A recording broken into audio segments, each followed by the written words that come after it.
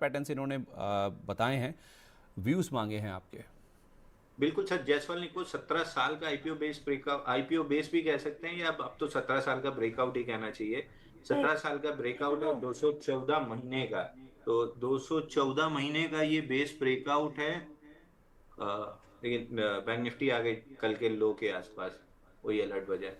जायसवाल निको में 17 साल का बेस ब्रेकआउट है। मंथली चार्ट पे 3 टाइट मंथ्स हैं। 2 महीने का हाई है 81.20, दोनों महीने का मिला के 81.20 के ऊपर जैसे ही सस्टेन करता है स्टॉक में। अब देखिए 214 महीने का बेस ब्रेकआउट है।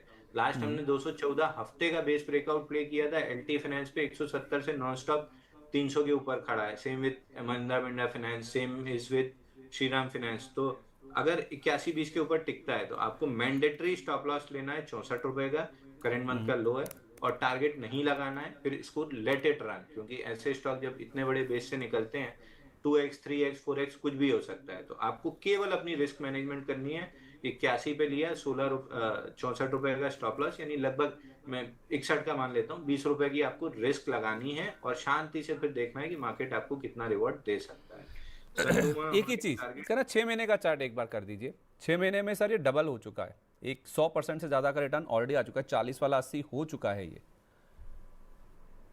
सर मैं तो ओवरऑल पैटर्न देख रहा हूँ कि 17 साल के बाद ये अपने हाईस क्रॉस कर रहा है। मिड कैप स्मॉल कैप में जब मल्टी ईयर हाईस क्रॉस होते हैं, जैसे आप लोगों के सबसे फेवरेट काउंटर्स हैं, मैं उन्हीं को एग्जांपल ले लेता हूँ। आप देखिए आरवीएनएल, आरवीएनएल में मल्टी ईयर ब्रेकआउट आया था। नीचे से आप पकड़ेंगे तो 9 रुपए से 31 रुपए, यानी 3x हो चुका था। अगर ये देख के आपने छोड़ दिया तो 30 रुपए से 700 रुपए, लगभग 641 रुपए का हाई बना था। तो मल्टी डेकेड ब्रेक। एक बुक मैं आपको सजेस्ट करता हूँ, आप पढ़िए कभी भी, 100 बैगर्स।